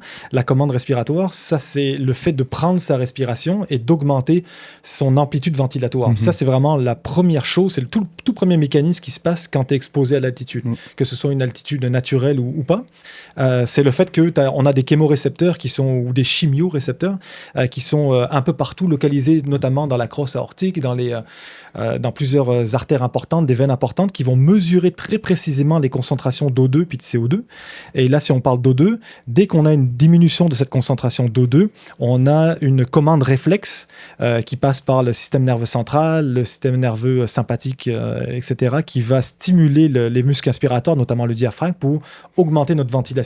Ce que ça fait, c'est que ça va combattre, en fait, ça va défendre la baisse de saturation artérielle. Donc, quand on monte dans l'altitude, on a une baisse de saturation artérielle qui pose tous les problèmes de performance. Exact. Mais le corps s'adapte en fait en respirant tout simplement plus profondément pour essayer de compenser cette baisse de transport d'O2. Ça, c'est vraiment la première chose. Et en fait, c'est important parce qu'en ayant cette baisse de saturation artérielle, c'est ça aussi qui est le signal de sécrétion de l'hormone érythropoïétine. Donc, c'est important d'aller en altitude pour avoir ce signal-là. Et il y a des gens qui vont vous dire que plus vous montez haut les premières journées, mieux c'est, parce que ça va justement augmenter ce stress-là. C'est comme un choc sur le corps. Et là, non seulement vos poumons vont être obligés de respirer davantage, ou vont avoir l'ordre de respirer davantage par le cerveau, voilà. Et en même temps, les reins vont produire davantage de PO. Donc, toute la cascade de mécanismes en arrière de défense contre le stress va être augmentée. Donc, c'est un petit peu l'idée qui est en arrière de l'article, là, c'est de dire, est-ce qu'on ne ferait pas mieux d'amener nos athlètes un peu plus haut, peut-être au moins les premières journées, pour augmenter ce stress-là aigu et avoir une cascade cellulaire et métabolique plus importante. Mais le choc va être beaucoup plus grand pour les gens qui arrivent en haut. Le choc va être plus grand, mais je te dirais que si tu passes de 2000 à 3000, 3005, il n'y aura pas un choc énorme. Ça ne paraîtra pas tant que ça. 3005, tu commences à être dans la zone de haute altitude. Donc là, ça commence à être du sérieux. C'est les vies là-haut. La ville la plus élevée, c'est La Paz, on va dire, en Bolivie. C'est là que c'est la dernière capitale, c'est la capitale la plus élevée. C'est quand même un choc si tu y vas, mais je te dirais que si tu fais une hike, là, une rando en montagne, et que tu montes dans cette altitude-là, fait que tu y restes seulement quelques heures, voire quelques minutes uniquement à cette altitude, mais combiné avec le stress physique de la montée en montagne, ça va être un choc intéressant au niveau métabolique puis au niveau rénal. Donc ça, c'est intéressant. Ouais. Au niveau mental aussi, sûrement. Probablement, ouais. Ah ouais. Il y a souvent des belles vues, vues en montagne, donc ça compense. Exact. Au niveau de l'altitude, Charles, est-ce que tu voulais... Ouais. En fait, dernière question pour conclure tout ça. Vivre en altitude, compétitionner à la mer. Mettons qu'on compétitionne toujours à la mer. Là. Est-ce que vivre en altitude, ça nous apporte vraiment un avantage comparé aux gens qui peuvent vivre à la mer et faire des camps fréquents en altitude? Oui, ben en fait, ça dépend vraiment de l'altitude à laquelle tu vis, tu résides. Si tu parles on parlait tantôt de La Paz ou du Colorado, là, si tu es quelqu'un qui réside dans le Colorado, c'est pas très haut, c'est dans le 1800-2000 mètres. Donc là, si tu descends au niveau de la mer, tu vas avoir un avantage au niveau hématologique. Tu n'auras pas une grosse diminution enfin, tu n'auras pas des gros problèmes neuro, ou on va dire de stimulation neuromusculaire parce que tu t'habitues aussi à la vie en haute altitude. Là. Et puis ces gens-là qui résident dans le Colorado, ils font des entraînements par intervalle. Quand tu habites là-bas, tu n'as pas le choix d'en faire. Là. Donc, ils sont adaptés, ils en font. Donc là, il n'y a pas une grosse différence. Je te dirais même que ce serait quasiment un avantage d'y vivre plus longtemps. Et puis, il y a des athlètes qui vont même acheter des condos dans le Colorado puis qui passent beaucoup plus que 2-3 semaines, qui vivent plusieurs mois là-bas pour vraiment bénéficier au maximum de ces adaptations-là. Si par contre, tu es quelqu'un qui habite beaucoup plus haut, je donnais l'exemple de La Paz, là, ça peut être un problème de descendre plus bas. Parce que tu vas avoir des problèmes au niveau neuromusculaire qui vont être peut-être plus importants, surtout si tu ne t'adaptes pas à ta course suffisamment à l'avance avant la compétition. Là. Ouais, vraiment. La chaleur, maintenant, t'écris comme un médecin, fait que je vais juste poser ma question dans le fond, puis on verra. La chaleur, comment est-ce que les adaptations à la chaleur sont différentes ou non des adaptations à l'altitude? Ça, en fait, c'est deux environnements différents. Donc, a priori, on pourrait penser que les adaptations vont être différentes. Il y en a quelques-unes, celles qui sont dites hématologiques, qu'on va retrouver, qui peuvent être quelque peu, on va dire, communes aux deux environnements. Et ça, c'est vraiment en fait, le gros de cet article-là que tu m'as présenté, là, qui est vraiment intéressant parce qu'il met en comparaison les deux environnements. Puis, on va y reparler parce que ces adaptations hématologiques, là, elles sont basées sur une toute petite portion d'études seulement faites par le même groupe, donc le même laboratoire de recherche, donc ce sera intéressant de voir s'il y a d'autres laboratoires dans le monde qui vont avoir des résultats similaires. J'aime bien toujours vérifier qu'il y a d'autres labos qui trouvent des résultats similaires. Donc ça, c'est la première chose, mais il y a effectivement d'autres adaptations qui sont dites plasmatiques, donc on peut les ranger dans la partie, dans la catégorie hématologique, c'est partie de tout ce qui est sanguin. Donc ce qu'on appelle l'expansion plasmatique, c'est l'adaptation sine qua non à la chaleur. C'est vraiment ça qu'on va chercher quand on fait un camp de chaleur. Là. Si tu avais à l'expliquer à un enfant de 6e année, tu dirais ça comment, mettons, parce que l'augmentation plasmatique, ça me dit quelque chose, mais en termes de performance, comment ça va m'aider? Qu'est-ce que ça fait, l'augmentation plasmatique? En fait, ce qu'il faut se passer d'abord, c'est qu'est-ce qui se passe quand on se met dans le chaud. Donc, quand on fait un exercice dans le chaud, ce qui va se passer, c'est que notre température interne va augmenter et ça, c'est un gros problème de survie pour le cerveau parce que le cerveau est très, très sensible au changement de température. Et ce qui va se passer, c'est qu'on va être obligé de limiter la performance, donc limiter notre capacité d'exercice. En plus de ça, le cerveau ou le corps va tenter de se refroidir au maximum. C'est vraiment l'objectif numéro 1 du corps dans la chaleur, c'est se refroidir. La meilleure façon de se refroidir, c'est la sudation et l'évaporation. Donc, le corps va transpirer. La sudation, c'est tout simplement de la transpiration. Donc, le corps va transpirer au bout, vraiment à fond, voire à perdre des litres d'eau. Il y a des études qui ont montré qu'on pouvait perdre jusqu'à 6, 7, 8 litres d'eau des fois, donc de transpiration. Et ça, c'est important parce que c'est la façon dont le corps peut se refroidir. Par contre, le problème, c'est que quand vous perdez cette transpiration-là, c'est du plasma en fait qu'on perd. Donc, votre volume plasmatique va diminuer très, très rapidement. Le volume sanguin, en fait, va diminuer. Et là, on a deux hormones qui sont clés, qui vont réussir à regagner dans les jours qui suivent, qui vont réussir à regagner du plasma. En fait, ils vont retenir l'eau dans les reins. Encore une fois, on a l'hormone antidiurétique, puis l'hormone... je la trouve plus. Antidiurétique, l'ADH, et l'autre, c'est... antidiurétique. Mince. Anyway, je peux la refaire. Attends, j'ai comme un blanc, là. L'antidiurétique. Mais c'est pas grave, Charles peut la retrouver, peut-être on peut continuer... Je la trouve plus. Diurétique et... Mince. Je peux pas vous aider. Ah, attends, putain, j'ai un trop complet, là. ADH et... L'autre, c'est quoi? Ah, l'aldostérone, c'est ça. Antidiurétique et l'aldostérone. Ouais, c'est ça. En fait, c'est ça. Il y a deux hormones clés qui vont te permettre. Ouais, c'est ça, aldostérone. Donc, c'est vraiment deux hormones clés qui vont vraiment permettre, une, de retenir l'eau dans les reins, encore une fois, et l'autre qui va permettre de retenir le sel. Donc, qui va essayer de rééquilibrer, encore une fois, les pertes en sodium qu'on a dans la transpiration. Donc, ces deux hormones-là vont te permettre de augmenter ton volume plasmatique, parce que c'est une question aussi de survie, quelque part.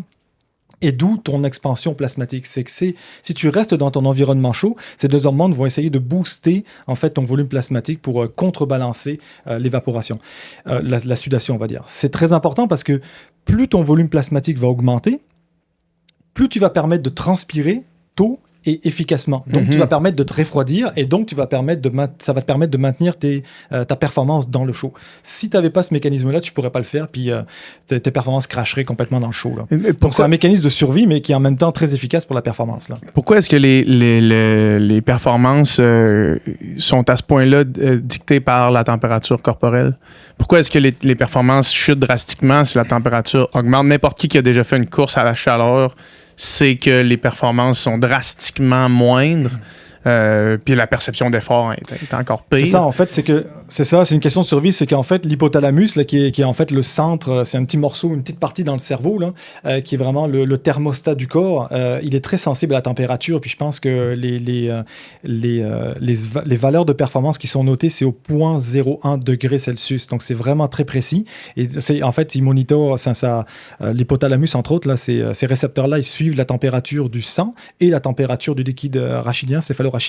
Donc, dès qu'on a des variations très, très faibles de ces liquides-là, on a tout de suite une mise en place de... La première chose, c'est de réduire l'intensité d'exercice, parce que plus tu travailles fort, plus tu chauffes. Donc, on va réduire l'intensité d'exercice et ensuite, on va se mettre en place au niveau de l'évaporation au maximum. Donc, ta transpiration va être tout de suite augmentée. Je comprends l'importance d'entrer les mécanismes de refroidissement plus rapidement. Donc, par l'augmentation plasmatique, ça permet de faire ça, si c'est ça que j'ai bien compris. Pour quelqu'un qui fait une course pas dans la chaleur, est-ce que quand même tu veux que le corps soit capable de transpirer et de réduire la température rapidement, même si les conditions de l'événement ou de la course ou de la compétition sont pas dans un endroit chaud, dans un environnement chaud? Oui, en fait, ce qu'on appelle chaud, là, dans les études, on parle souvent de 30 degrés et plus, là, Celsius et plus, mais en fait, chaud pour une performance, ça peut être passé 20 degrés, déjà, c'est chaud pour une performance. Donc, on a déjà des athlètes qui sont adaptés, qui peuvent déjà transpirer beaucoup à même 18, 20 degrés Celsius, là. Donc, il ne faut pas croire que c'est toujours du 30, 35, 40, là. Déjà, à 20 degrés, c'est chaud pour une performance en aérobie, et ça peut devenir un problème pour la transpiration et le refroidissement du corps. Et ça, on sait que ce qu'on appelle la fatigue centrale, donc c'est la fatigue nerveuse, elle est influencée par la température. Et ça, la fatigue nerveuse, c'est tout simplement la capacité du cerveau à activer les muscles, donc à envoyer l'influx nerveux du cerveau vers la moelle épinière, puis de la moelle épinière vers les neurones moteurs qui vont actionner les fibres musculaires. Donc ça, c'est un mécanisme neural qui est affecté par la température, entre autres. Est-ce qu'au niveau performance brute, là, si on parle de la performance, est-ce que augmentation du volume plasmatique peut améliorer le transport d'oxygène, étant donné qu'il y a une facilité, le sang est moins épais, donc il est plus liquide, donc il y a une facilité à acheminer l'oxygène, même si on n'a pas une augmentation de l'hémoglobine en tant que telle, quand même ça se transporte mieux, étant donné que notre sang est plus fluide. Oui, effectivement. Alors, ce qui va se passer, c'est que vu que tu as un sang qui est plus fluide, aqueux, tout simplement, qu'il est moins visqueux, en fait, c'est ce qu'on dit, parce qu'en fait, tout simplement, on retombe sur le problème de HB, de masse versus de concentration. C'est que si tu augmentes ton plasma, ta concentration en globules rouges va diminuer, fait que tu as un sang qui est dit moins visqueux, ça va circuler mieux. C'est très intéressant pour tout ce qui est apport de nutriments, apport d'oxygène éventuellement, encore que cette idée-là, elle n'a pas toujours été supportée dans la littérature, parce qu'il y en a qui vont vous dire que si votre hémoglobine diminue, le transport d'oxygène, il n'est pas tant augmenté que ça. Par contre, c'est tout ce qui est bon pour tout ce qui est flush, on va dire, là, des déchets métaboliques du muscle là, qui sont produits à l'exercice. Donc ça va améliorer le retour veineux. Et le retour veineux est aussi un effet important, parce que ça va augmenter le remplissage de la diastole cardiaque. Puis ça, c'est intéressant, parce que si tu augmentes ce retour veineux-là, puis tu augmentes le remplissage, il y a un mécanisme qui fait d'élasticité, qui fait que plus tu remplis le cœur, plus pomper de l'autre côté. Donc, plus ton sang circule facilement, plus il va remplir le cœur d'un côté et plus ton cœur va expulser du sang de l'autre côté aussi. Donc, c'est intéressant pour ça. Est-ce qu'il y a aussi le phénomène que si ton sang devient extrêmement visqueux, très, très épais, ben, le cœur, il faut qu'il travaille quand même plus fort à une intensité qui est la même. Oui, c'est ça. Donc ça c'est des problèmes qu'on voit dans les problèmes de dopage sanguin où il y a des transfusions sanguines ou bien il y a de l'EPO qui est prise, qui fabrique, on va dire, un petit peu trop de globules rouges et là, ton hématocrite, dans ce cas-là, augmente vraiment. Et là, on a un sang qui devient visqueux et qui peut être un problème pour la performance, mais aussi pour éventuellement la survie cardiaque. Là. Et en fait, il y a des populations qui sont non-athlètes, mais qui vivent à très haute altitude et qui ont des problèmes comme ça, qui ont des problèmes cardiaques à cause d'une hématocrite qui est très élevé. Ouais. Donc, c'est un problème qui touche un paquet de la population quand même. En tout cas, ceux qui vivent à haute altitude. Ouais. C'est là qu'on voit, par exemple, l'histoire qu'on entend des gens qui prennent le l'EPO, qui se réveillent au milieu de la nuit pour faire du vélo, pour monter la fréquence cardiaque à cause que leur sang est trop visqueux. Exact. Puis le cœur a besoin de battre plus vite. Oui, c'est ça. Parce que la concentration est trop élevée. C'est ça. Donc là, on a des concentrations d'hématocrite, de globules rouges qui sont trop élevées, et puis votre sang est trop visqueux, puis là, ça devient un problème pour le cœur. Là. Il est plus capable de pomper parce que c'est comme si vous aviez du magma, en fait, qui circule, là, au lieu de la place d'un beau liquide propre et facile à transporter. Ouais. Les paramètres de l'entraînement à la chaleur, quels sont-ils? C'est quoi, par exemple, un protocole qui irait chercher des adaptations maximales? Ben, si tu vises le maximal, il va falloir que tu touches à tous les mécanismes qui vont te permettre d'optimiser ta performance dans le chaud ou dans un environnement thermoneutre. Et là, on a parlé donc de la transpiration. Fait que ça c'est directement lié au volume plasmatique. Fait que le volume plasmatique, lui, tu peux avoir des augmentations relativement maximum en dedans de 15 jours à peu près. Généralement, c'est une adaptation qui se fait assez bien. Et la bonne chose, c'est que c'est pas comme l'altitude. Tu n'as pas besoin d'y passer 24 heures sur 24 dans le chaud. Tu peux y passer juste quelques heures et quand c'est combiné à l'exercice, tu as cette augmentation plasmatique qui arrive quand même assez bien. Fait que je te dirais en dedans de 15 jours. Là, 2 à 4 heures dans l'étude qui mentionne 2 à 4 heures à 35 degrés environ. Oui, il y a même, ils sont même allés plus que ça. Là. Ce groupe-là, justement, a publié une étude en 2022 où ils avaient les combinaisons thermiques, la chaude, et ils parlaient de 1 heure de vélo par jour pendant 5 jours consécutifs sur 5 semaines. Donc, ça fait 5 fois par semaine, 5 semaines, et ils avaient des augmentations intéressantes. Donc là, on est loin d'avoir de plusieurs heures d'exposition dans la chaleur. Là, c'est vraiment juste 1 à 2 heures d'entraînement. Là. C'est quand même assez relativement facile à faire comparativement à l'altitude. Là. Et au niveau de l'entraînement, j'essaie d'y penser dans ma propre pratique sportive.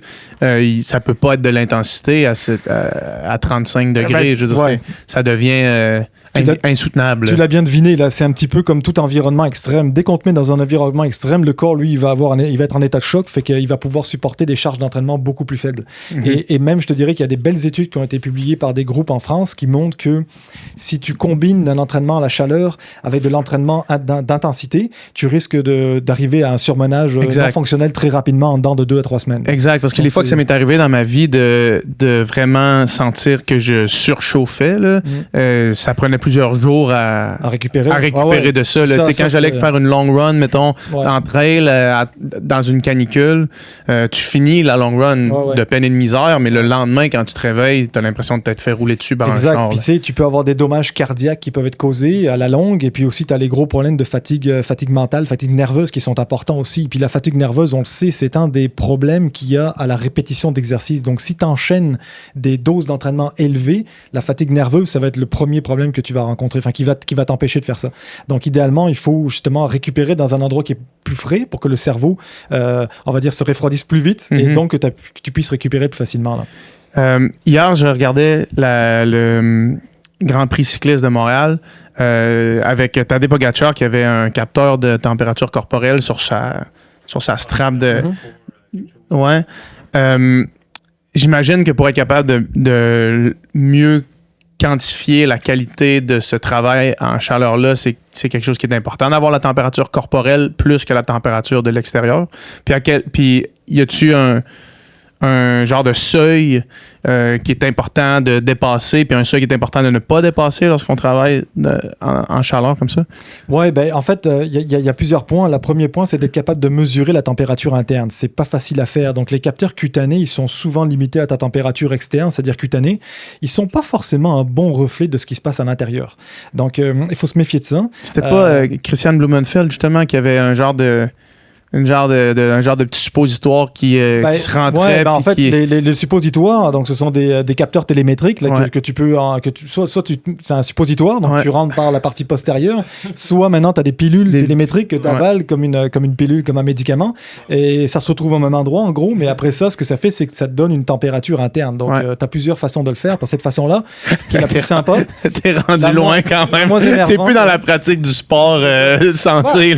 On parlait de craquer tantôt, c'est ça. Mais sinon, tu as les températures, tu as les thermomètres œsophagiens, ça c'est compliqué parce qu'il faut que tu t'envoies la sonde vraiment dans la gargante, là, dans la gorge. C'est pas facile à mettre en place. On a des projets de recherche comme ça, mais ça, c'est des projets de recherche. Là. Les gens sont alités, sont penchés. On peut pas faire d'exercice avec ça, c'est très compliqué.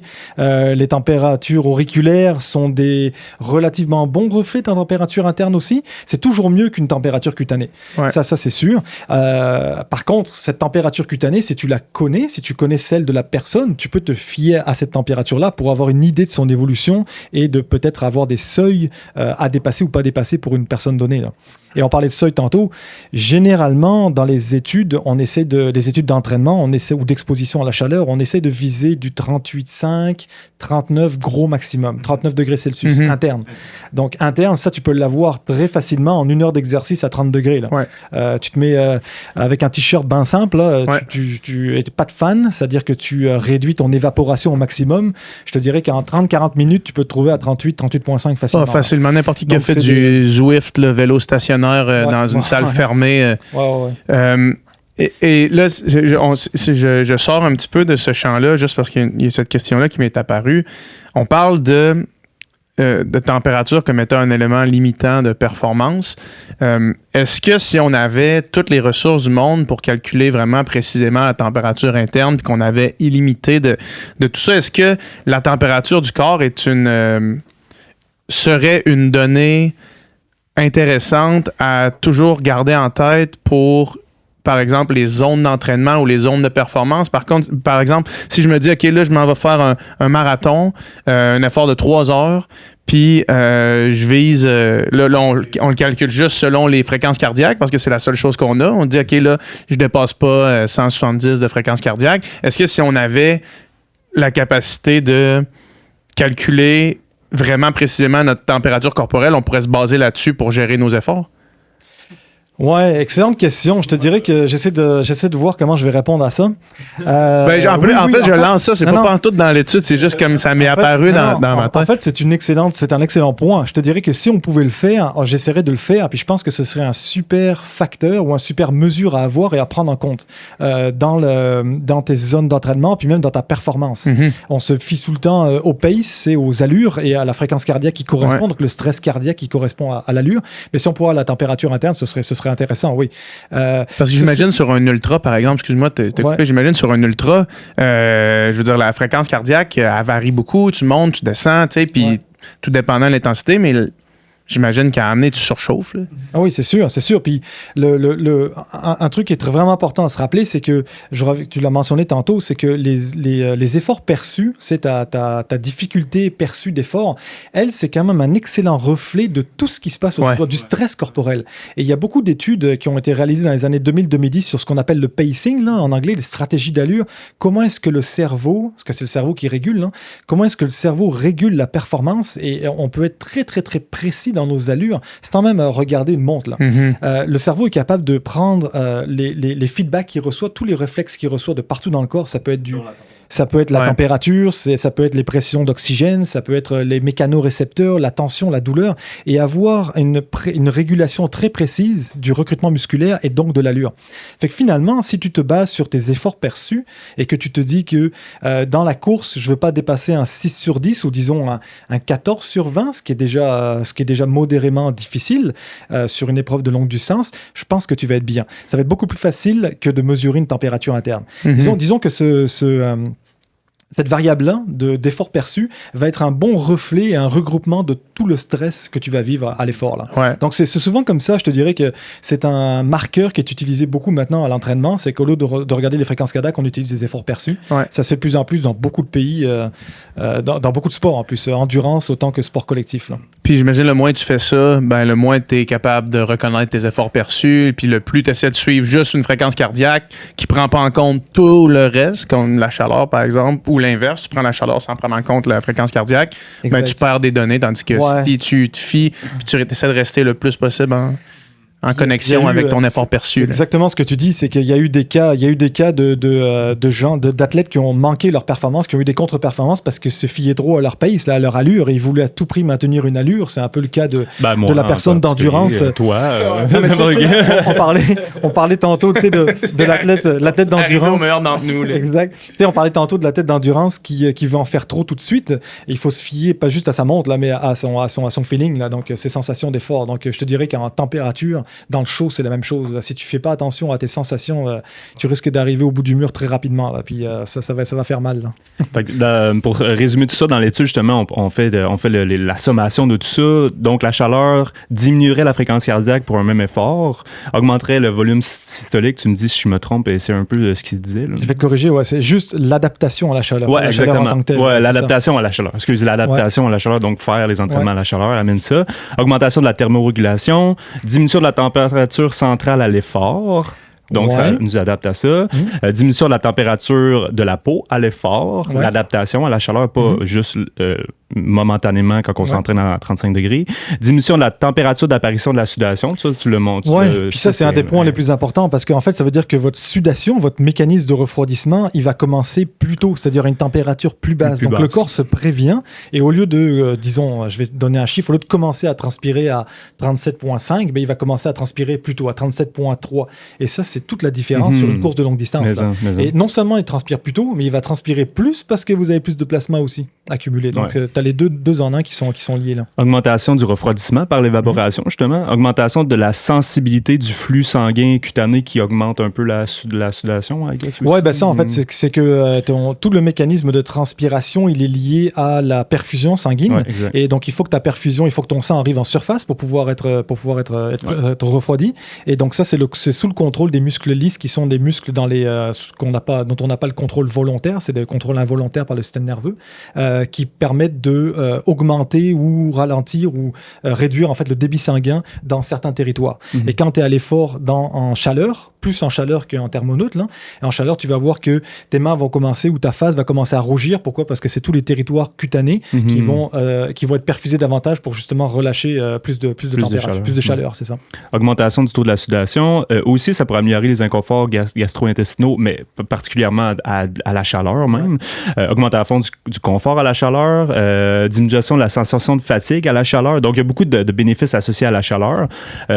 Augmentation de la sensation de soif, donc amélioration de la sensation de soif à la chaleur. Et même l'augmentation du seuil anaérobie lorsqu'on fait des protocoles de chaleur qu'on mesure avant-après. Donc, il y en a qui sont associés à la chaleur, à la performance à la chaleur, mais il y en a d'autres quand même qu'on voit que c'est quand même bénéfique, même si on est à 15 degrés. Là, oui, c'est ça, effectivement. Donc, en fait, je te dirais qu'il y a plus, globalement, si tu prends vraiment la littérature scientifique, tu as plus d'études qui vont montrer des transferts positifs de la chaleur au thermoneutre que possiblement de l'altitude au niveau de la mer.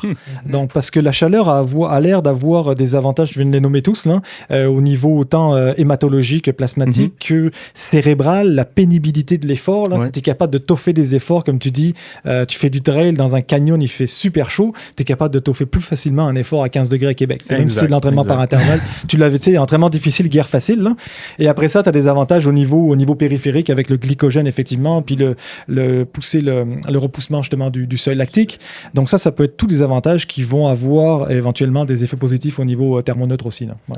Puis on parle tous des effets de l'adaptation à la chaleur. Donc, quelqu'un qui ferait, par exemple, un entraînement à la chaleur par semaine, ça ne crée pas d'adaptation à la chaleur. Et tout ça, ça ne peut pas se créer avec juste un entraînement. Il faut vraiment faire un protocole d'adaptation sur une période de 5 semaines. On parlait tantôt, là. Ben ouais, okay, en fait, le 5 semaines, c'est vraiment extrême. Je te dirais que le 5 semaines, il vient surtout de l'article de revue que tu m'avais passé, parce que là, ils sont allés chercher la fameuse masse d'hématocrite, d'hémoglobine, là, dont on va peut-être parler après. Et là, ça avait l'air de prendre au moins 4 à 5 semaines. Mais les adaptations d'un camp à la chaleur, tu peux les avoir en aussi peu qu'une semaine, là. Une semaine à 10 jours, on va dire 7 à 10 jours. Je te dirais que moi, dans ma pratique avec les sports d'endurance, quand les athlètes sont un peu serrés en temps, on leur dit au moins 7 jours. S'ils arrivent à faire au moins 7 jours consécutifs, ils ont déjà des bénéfices. Là. Exact. Ouais. Et évidemment, plus tu le fais longtemps, mieux ça va être, plus tu vas consolider des adaptations et tu vas être bien robuste pour tes efforts en chaleur. C'est ça, il y a minimum 5 à 7 jours. Une étude de Gibson ici de 2019 là, qui parle justement d'une revue qui énumère tout ce qu'on vient de dire. Finalement, une autre étude, il dit un beau tableau là, que je pourrais montrer à l'écran. que même 5 jours, tu vois. Ouais, c'est ça. 5 jours, 5 à 7 jours, on a 80% des adaptations quand même. Et on aurait pas mal 100% des adaptations qui arrivent à 10 jours. Puis ensuite, ben, c'est des miettes qu'on va chercher quand même. Donc, 5 à 10 jours ou même 5 jours pour avoir 75% d'adaptation, c'est quand même un gros bonus. C'est quand même pas long. Là. Je te dirais qu'il y a deux choses là-dedans, 2 points de considération. La première, c'est que idéalement, il faudrait faire ces 5 jours de façon consécutive. Ouais. C'est-à-dire que plus tu peux maximiser ton stress rapidement, mieux c'est. Donc, généralement, quand on conseille les équipes, là, c'est 5 à 7 jours, si possible, consécutifs. Des fois, ils peuvent pas faire le samedi-dimanche. Donc, on leur dit lundi, vendredi, tu as tes 5 jours. Et des fois, ils partent en camp ou ils partent ailleurs le lundi. Fait qu'on finit par faire 5 plus que 7, là, en réalité. Mais le 5 correspond en fait à un consensus scientifique. Donc là, t'as pas de problème. Et la deuxième chose, c'est ce que je disais au début de l'entrevue, c'est que le chaud, c'est plus facile à mettre en place et c'est relativement plus rapide comme adaptation que d'aller en altitude, là. Ou que, tout simplement, même si tu vas pas en altitude, dormir dans une tente. Parce que dormir dans une tente, c'est minimum 10, 12, 14 heures. Et c'est vraiment ce qu'on recommande. Un minimum de 10, 12, 14 heures. Alors que le chaud, là, en 1 heure, 5 fois consécutif, c'est quasiment réglé. C'est ça, 1 heure, c'est ça. 5 jours, on reparle du même protocole que tantôt. En fait, 5 jours, puis tu fais 5 fois 1 heure, soit dans un environnement chaud ou avec une veste. C'est difficile de mettre la main sur une veste chauffante là. Canadian Tire, c'est ça, un hoodie, mettons, par exemple. Moi, je veux te dire ce qu'on fait. Alors là, dans les études, ils ont toujours des vestes un peu fancy là, qui ont des câbles avec de l'eau qui est chauffée, etc., pour mesurer précisément le stress thermique et induire des températures internes particulières. Moi, je te dirais que je suis professeur ici en kin, puis je suis aussi enseignant, et on a un laboratoire avec les étudiants au bac en kin, et on leur fait vivre l'hypoxie et la chaleur, puis la chaleur, elle est induite avec un poncho en plastique bien simple, un poncho de pluie. Là. Ouais. Et je te garantis que si tu enlèves le fan et tu les fais pédaler à même pas 100 watts pendant 30 minutes, ils vont transpirer beaucoup. Donc le stress thermique, tu l'as facilement. Et mais admettons que je réfléchis de façon plus pratico-pratique à quelqu'un qui s'en va faire Ironman Texas, par exemple. Ou est-ce que là, c'est son événement de l'année ou un 70.3, mettons, au Texas, puis que c'est son événement, puis qui se dit, OK, moi, je veux faire ça, je veux m'adapter à la chaleur avant d'aller à mon événement où est-ce que je sais qu'il va faire chaud, puis même, là, je dis Ironman Texas, mais n'importe qui fait un événement au Québec en été, la chaleur est un enjeu. Est-ce que de faire ça 5 jours, comme la semaine avant ton événement, pendant le taper, c'est une bonne idée? Puis si oui, comment est-ce que on intègre ça dans une préparation ou dans un affûtage avant une compétition importante? Oui, ben, ça peut effectivement s'intégrer à l'affûtage. Et puis, je te dirais que ça, c'est un des gros avantages de l'exposition à la chaleur comparativement à l'altitude, là, c'est que tu y restes seulement 1 heure. Donc, comme tu le vois dans les protocoles, globalement, tu fais 1 heure à basse intensité et en chaleur. Et après ça, tu sors de là et tu peux continuer tes entraînements de haute intensité par la suite ou les faire avant, vice-versa. Tu sais, donc, tu peux le planifier plus facilement que l'altitude. Ça, c'est vraiment un point numéro 1 important. Et je te dirais que si en 5 jours, tu arrives à avoir des adaptations, puis comme on le disait tantôt, tu arrives à obtenir à peu près 70-80% des adaptations, tu pourrais te permettre de le faire quasiment les 5 jours avant ta compétition. Donc, on a toujours tendance à être un peu frileux, là, puis se dire, OK, on va pas coller nos dernières journées de show vraiment la veille de la compétition. Tu pourrais te permettre de le faire, moi, je te conseillerais de le faire peut-être 15 jours avant, et puis à la fin, la dernière semaine, de le faire quelques fois, au lieu de faire 5 fois d'affilée, tu le fais 3 fois d'affilée, tu sais. Et là, tu aurais quand même 8 jours d'adaptation à la chaleur, tout en maintenant des pauses et en respectant tes intensités, donc ton fameux affûtage, là, où tu maintiens ton intensité puis tu diminues ton volume. Donc, c'est une façon de le faire relativement facilement. Puis avec ça, tu aurais très peu d'effets secondaires. J'imagine que le gros disclaimer le gros avertissement en lien avec ça, c'est de gérer ton hydratation aussi. Ouais, c'est ça. Ça c'est un peu délicat dans le sens où moi j'aurais tendance à dire si tu es en phase de taper, d'affûtage, là, tu veux vraiment maximiser tous les autres facteurs de à part l'entraînement. Donc ta durée de sommeil super importante, enfin ta qualité de sommeil et ton hydratation puis ta l'alimentation avant tes compétitions là, tu sais. Donc attention à l'hydratation. J'aurais tendance à les extrêmes, les crinqués, ils vont aller regarder ce qu'ils perdent et ils vont essayer de boire ce qu'ils ont perdu. En gros, c'est ça. Là, tu sais, tu peux le mesurer. Ouais. Tu peux le mesurer. Tu sais, tu te pèses tout nu avant, tu te repèses tout nu après. Tu sais ce que tu as perdu en transpiration, en litres d'eau. Idéalement, ce serait ça. Mais encore une fois, la soif est un mécanisme naturel relativement bon quand même. Il y a eu beaucoup de débats là-dessus. C'est boire ad libidum ou se préparer des bouteilles. Bon, on peut rentrer dans le débat, mais globalement, c'est quand même un mécanisme assez robuste. Là. Donc, si tu te tiens à ça et que tu en fais peut-être un peu plus, c'est-à-dire qu'après ta séance de chaleur, tu te réhydrates correctement, tu fais attention à ça, normalement, il n'y a aucun problème. Mais ça m'amène à l'autre point qui était qu'il y a quelques protocoles qui ont montré que si pendant la chaleur, tu te laissais te déshydrater un petit peu, c'était mieux là, parce que tu vas stresser encore plus tes reins et tes hormones, et là, tu vas avoir une perte hydrique importante, et donc tu vas être obligé de re-augmenter ton plasma ou ta rétention hydrique par la suite. Là. Donc, on a déjà fait ça. Tu peux jouer avec ça, mais je te dirais que c'est délicat. Il faut faire attention, il faut bien le faire, disons. Puis, mettons que quelqu'un n'a jamais fait de chaleur, je pense que, comme tu disais, de peut-être faire un gros bloc 2-3 semaines avant, c'est peut-être mieux un peu. Puis après ça, faire des rappels qu'on appelle. Des rappels, des 2-3 jours de chaleur pour pas, mettons, si t'as jamais fait de chaleur, puis là, tu fais un 5 jours avant ta compétition. Je comprends que tu dis que les gens peuvent être frileux, mais des fois, la fatigue peut-être physiologique qui vient avec. C'est ça. Puis je te dirais qu'il y a quand même eu pas mal d'études qui ont été faites sur ce qu'on appelle les rappels là, de stress. Donc, du stress thermique pur et dur pour avoir tes augmentations de plasmatique, disons, puis tes autres adaptations. Et après, par la suite, tu maintiens le stress de façon sporadique, quelques fois seulement dans la semaine, pour rappeler au corps que il y a encore le stress, puis on maintient l'adaptation, mais sans avoir les problèmes de sommeil, d'endormissement et tout ça, de fatigue éventuellement. Mettons, je me fais un 7 jours, les adaptations vont quand même perdurer pendant un autre 7 jours après. C'est pas 10, déjà, c'est pas 14, là, donc ça vaut quand même la peine de l'espace. Donc tu as quand même le temps après, avant que tes adaptations retombent. Donc ça perdure, mais si tu peux faire des petits rappels réguliers, ça c'est intéressant. Puis tu sais, on n'a pas parlé du sauna, mais tu as d'autres expositions. Donc tu sais, il y a des études qui ont montré que tu peux maintenir aussi en faisant du sauna ou du bain chaud tes adaptations. Donc tu n'es pas obligé de faire un exercice en chaleur, tu fais juste ton sauna ou ton spa. Il y a eu un épisode avec ça peut être intéressant, David Jecker là-dessus, vous irez écouter. Très, très intéressant. Pour conclure ça, toi, qu'est-ce que tu en penses? Moi, j'adore l'altitude. J'adore la chaleur aussi. De plus en plus, la chaleur, on dirait. Mais moi, je suis un vendu de chaleur un petit peu plus que d'altitude après cette discussion-là.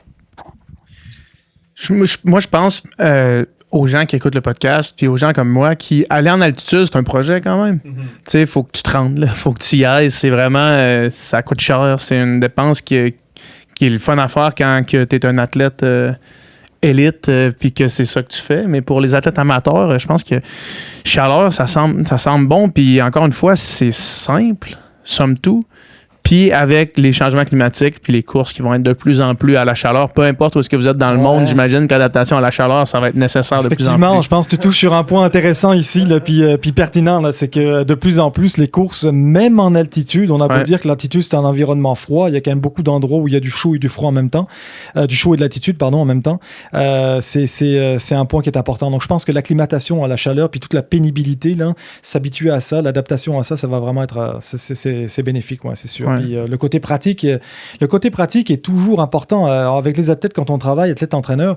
Si tu mets en place des protocoles qui nuisent à l'adaptation sur le long terme ou même qui sont difficiles à mettre en place au niveau pratique, les athlètes et les entraîneurs vont plus y adhérer. C'est normal, tu sais. Nous, on serait les premiers à le faire pendant une semaine pour les beaux yeux du scientifique, mais après ça, on va arrêter. C'est juste pas tenable dans une semaine, tu sais. Donc, il faut faire des choses qui sont faisables. Et puis, je pense que le show, ça fait pas mal partie des choses qu'on peut faire relativement. C'est 1 heure ou 50 minutes en relax, là, ça se fait bien, versus dormir dans une tente ou aller en altitude. Exact. Cool, merci beaucoup. C'était vraiment intéressant. C'est vraiment le fun. Yes. Merci.